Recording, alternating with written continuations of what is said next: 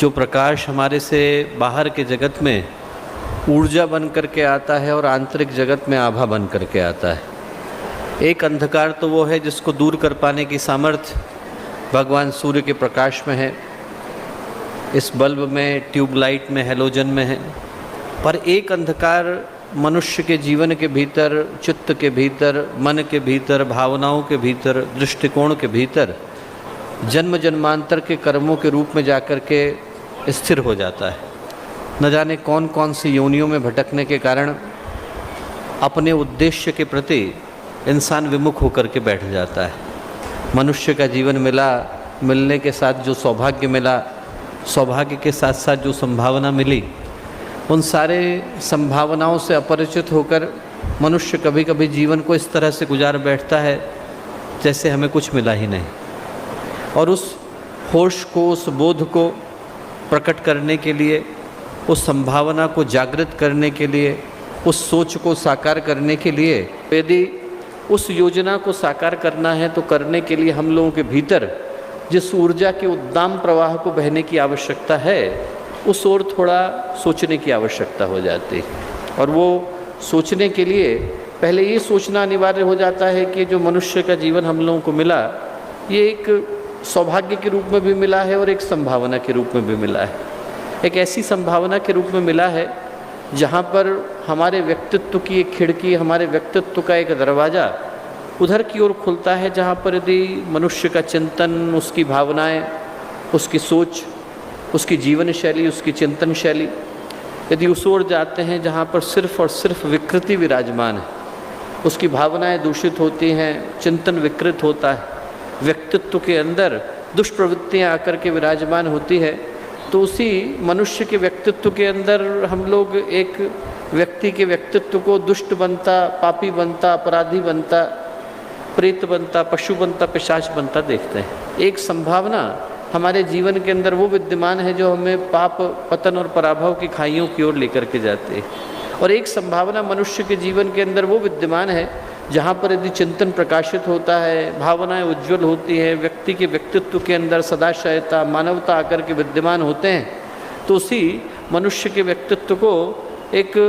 ईश्वर बनने से, परमात्मा बनने से, महामानव बनने से, महापुरुष बनने से कोई रोक नहीं पाता है। पर उस संभावना को साकार करने के लिए हमारे व्यक्तित्व के अंदर एक आत्मबल का होना, एक आत्मविश्वास का होना अनिवार्य हो जाता है। इस संसार में यदि किसी को सबसे बड़ी पूंजी कोई मिल सकती है, सबसे बड़ा उपहार कोई मिल सकता है और सबसे बड़ी संपदा कोई मिल सकती है, तो उसको हम एक ही कह कर के आंक सकते हैं, वो है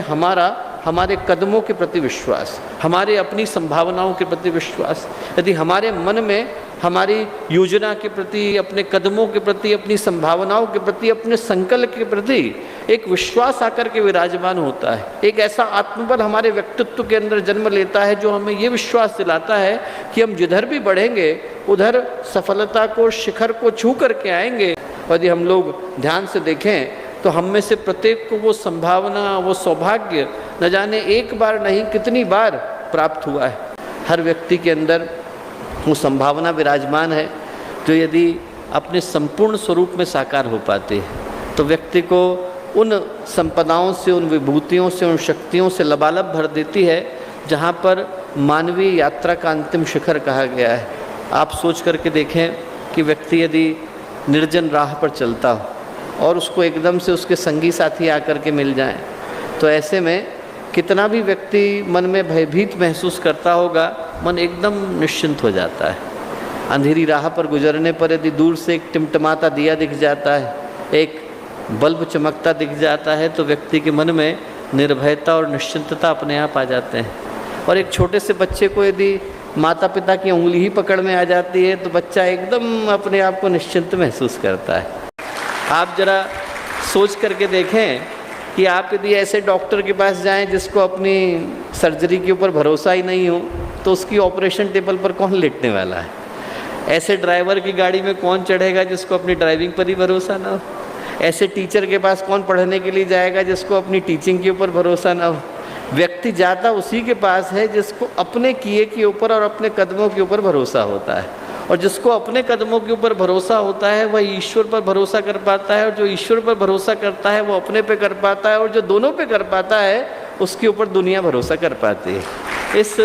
संसार में युवा होने का जो पहला मंत्र है वो इसी आधार पर शुरू होता है कि हमारे हृदय में वो आत्मबल संपन्न व्यक्तित्व जन्म ले सके जिसके आधार पर दुनिया के सारे शिखरों को छू पाना संभव हो पाता है। और जब बात आत्मबल की आती है, जब बात अपने हृदय में, अपने व्यक्तित्व में, अपने मन के अंदर, अपनी भावनाओं के अंदर आत्मविश्वास को जगाने की आती है, तो सबसे पहले तो हमें उस सौभाग्य के ऊपर भरोसा करने की आवश्यकता है जो मनुष्य के रूप में हम लोगों को प्राप्त हो पाया। एक क्षण के लिए हम लोग इस जीवन से निकलें, इस शरीर से निकलें और बाहर निकल करके इसी मनुष्य के जीवन का मूल्यांकन करके देखें। ये सोच करके देखें कि जो मनुष्य का जीवन हम लोगों को मिला, ये पूरा का पूरा पैकेज जिसमें शरीर भी शामिल है, मन भी शामिल है, भावनाएं भी शामिल हैं, चिंतन भी शामिल है, पुरुषार्थ भी शामिल है, कला की संभावना भी शामिल है, संगीत की संभावना भी शामिल है, साहित्य की संभावना भी शामिल है, धर्म की, अध्यात्म की, ज्ञान की, विज्ञान की, ये सारी की सारी संभावनाएं जिस मनुष्य के जीवन के अंदर शामिल हैं। एक बार यदि हम उस मनुष्य के जीवन का मूल्यांकन करके देखें, समीक्षा करके देखें, तो इस बात पर किसी को शंका नहीं होगी,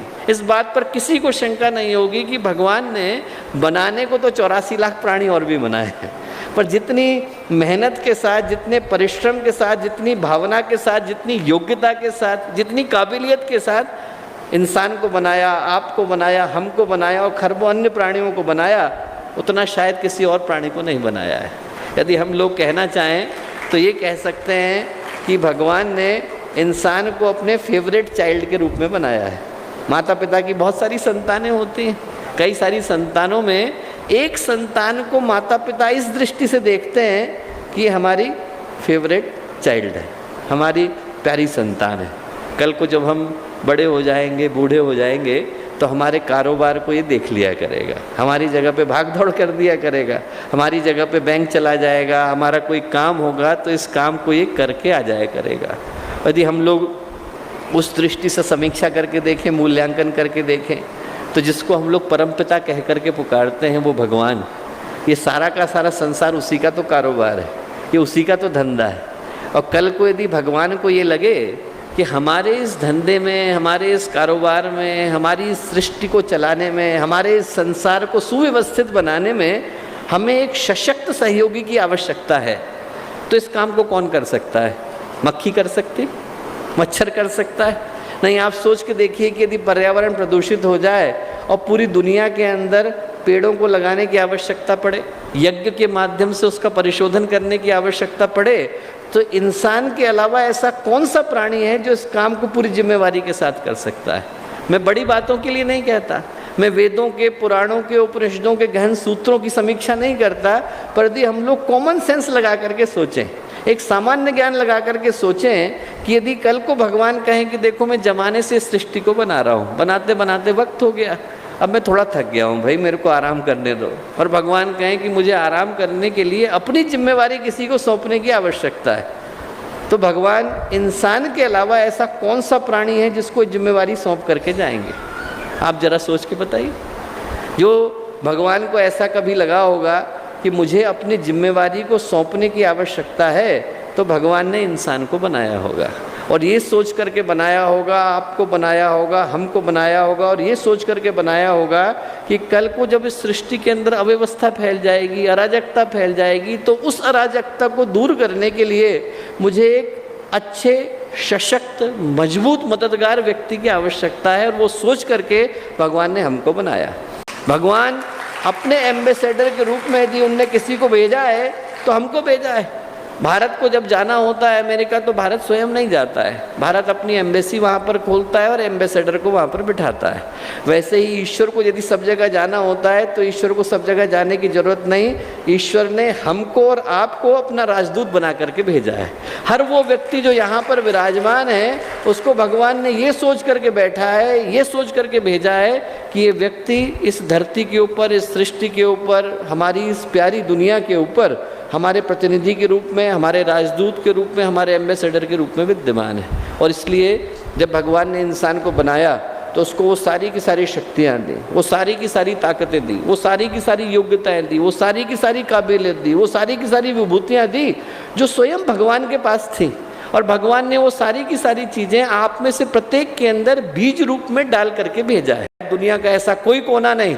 जहाँ पर हम पहुँचें और वहाँ पर अंधेरा विराजमान हो तो हमारी उपस्थिति थे उस जगह पर प्रकाश न आ जाए। हम लोगों को अपने भीतर उस आत्मविश्वास को, उस आत्मबल को, उस चिंतन को, उस योजना को जन्म देने की आवश्यकता है।